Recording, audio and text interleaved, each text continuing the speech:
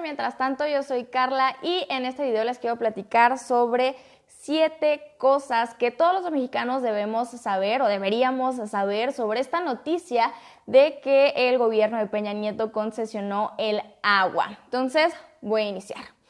Punto número 1. ¿Qué fue lo que sucedió? Bueno, legalmente antes en México estaba prohibido otorgar permisos para extraer agua de cuencas nacionales.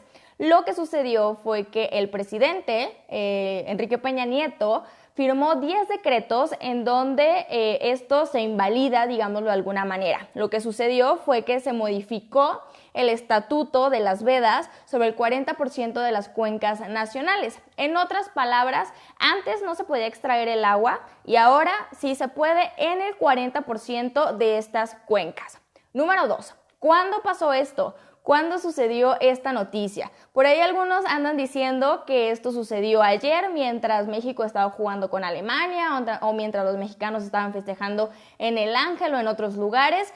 No, de hecho ni siquiera se dio en el marco del Mundial. Esto sucedió hace 13 días, el 5 de junio, y si bien no estábamos poniendo atención en el tema del Mundial, sí, quizás estábamos poniendo toda nuestra atención en el tema electoral, cuando no está mal que pongamos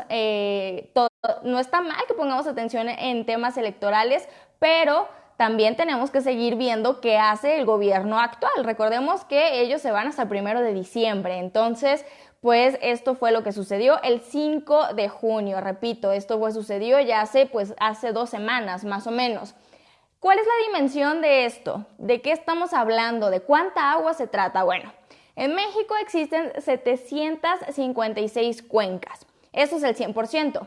Lo que facilita o lo que ahora permite los decretos que firmó Peña Nieto es que se extraiga el agua de 40% de ellas. El 40% equivale a 300 cuencas y esas 300 cuencas cuentan con el 55% de la superficie de las aguas nacionales. Es decir, estamos hablando de poco más de la mitad de la superficie de las aguas. No es una cosa menor de la que se trata esta noticia. Ahora, número 4, ¿por qué se hizo esto? ¿Cuál es la razón que da el gobierno para tomar esta decisión?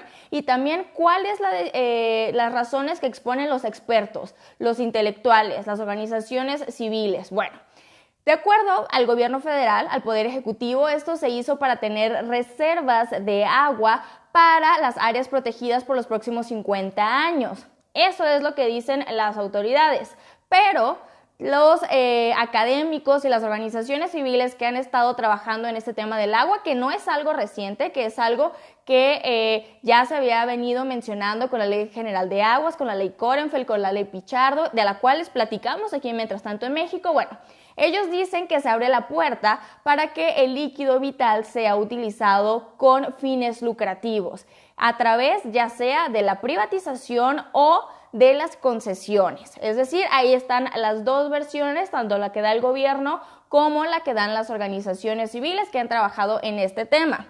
Número 5, un tema muy importante. ¿Quiénes van a ser los afectados? Efectivamente, a pequeña o gran escala, pues millones de mexicanos podríamos ser afectados por esta decisión. Pero, ¿quiénes son los grupos más vulnerables ante esto? Bueno, primero que nada están los grupos indígenas, esos grupos que pocas veces nos enteramos qué sucede con ellos, que pocos alzan la voz para dar a conocer lo que les acontece. Bueno, ellos podrían ser los más afectados, también los núcleos agrarios, también las comunidades rurales y, ¿por qué no mencionarlo?, también las comunidades urbanas. Tan solo aquí en la Ciudad de México, pues ya se sufre escasez de agua en algunas delegaciones y esto no es un tema nuevo, es un tema que viene trabajándose y mencionándose desde hace años y que no es un tema exclusivo tampoco de la capital mexicana, también esto se da en otros estados de la República, sin mencionar que ya es un problema que sucede también en otros países. Punto número 6. ¿A dónde va a ir a pagar el agua? Es una pregunta que nos tenemos que hacer evidentemente al escuchar esta noticia. ¿A dónde va a ir a parar el agua que quizá no vaya a llegar a nuestras casas? ¿A dónde va a ir a parar el agua que quizá no vaya a llegar a las comunidades indígenas? ¿A dónde va a parar el agua que quizá no llegue al campo mexicano? Bueno, de acuerdo a los expertos, esta agua podría llegar, por ejemplo, a la actividad minera. podría llegar a las hidroeléctricas, podría llegar a actividades industriales y podría llegar a desarrollos turísticos o inmobiliarios. Y un tema muy importante, también podría llegar a las actividades del fracking. De acuerdo a estas cuencas que les menciono de la cual se puede extraer el agua, algunas de ellas se encuentran localizadas en los estados de Nuevo León y de Tamaulipas, donde hay una alta actividad energética y donde se permite, a raíz de la reforma energética, la actividad del fracking, que es una actividad, para extraer o para hacer una extracción a través de agua, y se necesitan muchísima agua. Entonces ahí es donde pudiera llegar el agua que no va a estar llegando a nuestras casas. Por ejemplo, número 7, y ya con esto voy cerrando, el tema del Congreso. Por ahí me han hecho muchas preguntas y me dicen, oye Carla, ¿quiénes fueron los diputados o los senadores que votaron esto? ¿Quiénes fueron los legisladores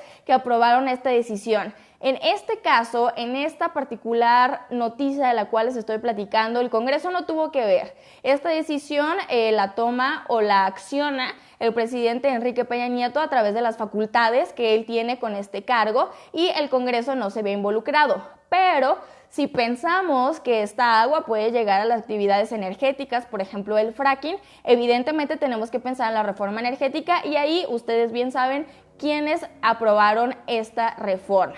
Ya para finalizar, este no es un tema nuevo, a lo mejor algunos los agarra de sorpresa.